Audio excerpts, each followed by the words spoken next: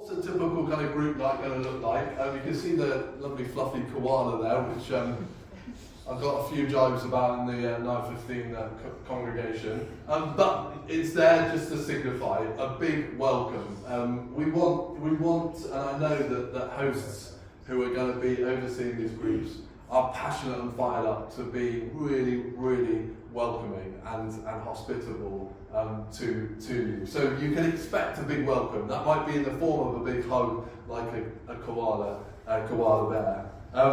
But then alongside that is the refreshments as well. So we know in reading through, particularly the Gospels, Jesus often when he was meeting with people, it was always with food and drink, wasn't it? Around in some shape or form.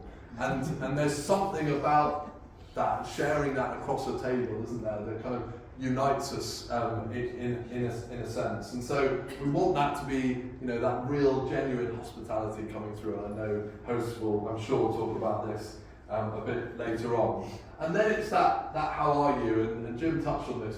It's not just that kind of, we're quite good, aren't we, here in this country, in particular, about, oh, how are you? Yeah, I'm good, thanks. And then the conversation just moves on to talk about something even more sort of superficial. We want this to be a place where that goes deeper, and that we really get to know each other's lives. We get to know what's going on, not in a way where we then kind of that becomes finger pointing or kind of creates any challenging conversations. It's about supporting one another, encouraging one another, because we know we face troubles in life, we know we face challenges, but doing that alongside others, when you know they're praying, when you know they've got your back, is of real encouragement and strengthening. And then, how is your walk with God? Kind of taking that on and taking that through. It's being really intentional about, well, how are you doing in your faith? And I know personally, and I'm sure others will say, there are ebbs and flows in my journey with God. There are times when I'm really on fire and really passionate, but there are also times when I'm lacking and I make mistakes and not giving it the focus that I should. So then it's about diving into the Word. What's the Word saying to us? So unpacking that Bible in a way that we can do collectively. And David, as I say, is going to talk a little bit more about how we're going to do that. But then also, again, going back, almost probably repeating a little bit of what I said.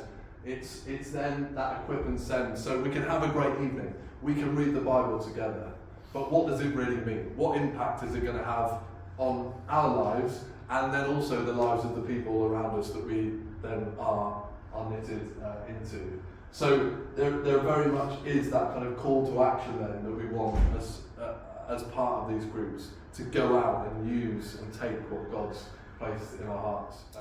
This is a structure. Not every group is going to look the same, by the way. That wouldn't be nice or healthy, would it? God loves diversity, loves diversity of thinking, and so different groups will look different. But this will be the kind of general, what can you expect to see and hear.